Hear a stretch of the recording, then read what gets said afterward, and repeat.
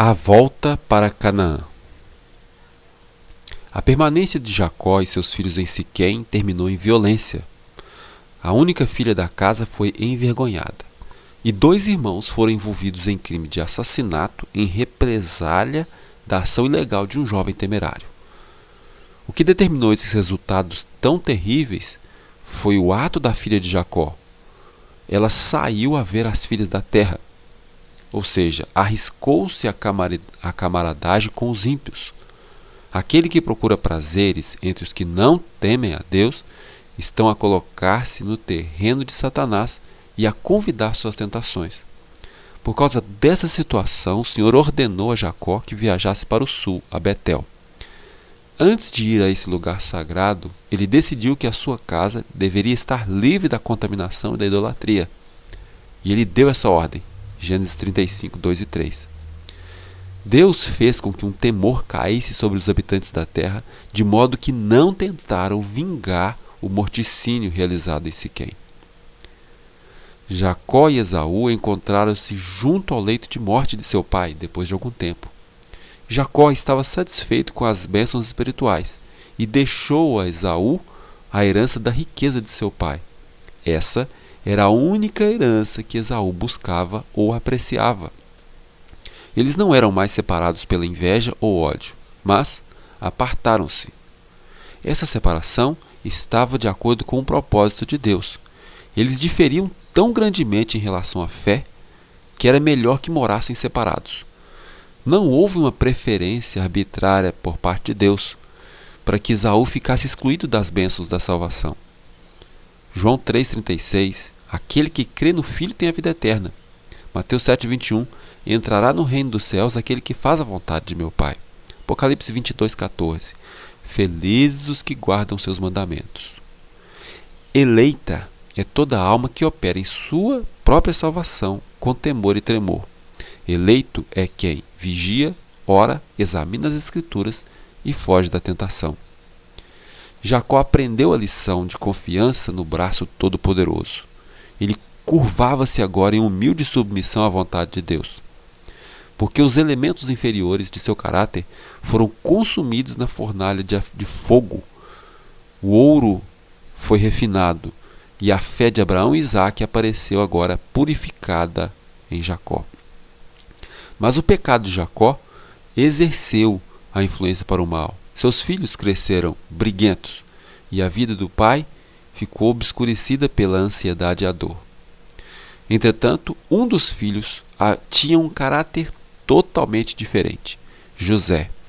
José era puro, ativo e alegre.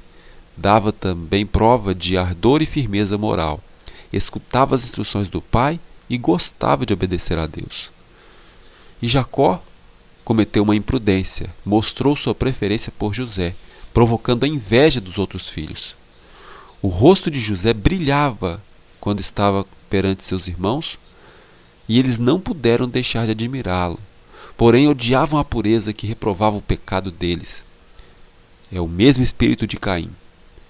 A fim de conseguirem pasto, os irmãos de José frequentemente viajavam durante meses seguidos. E depois que houve a revelação dos sonhos de José, eles foram levando os rebanhos até o lugar que seu pai comprara em Siquém.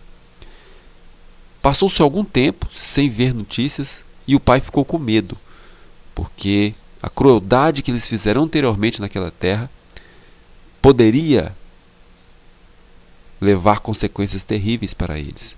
Ficou com medo que os moradores vingassem pelo que eles haviam cometido anteriormente. Então, Jacó mandou José encontrá-los para ver como estavam. Se Jacó soubesse o sentimento real de seus filhos, não teria enviado José sozinho, mas os irmãos haviam ocultado o ódio.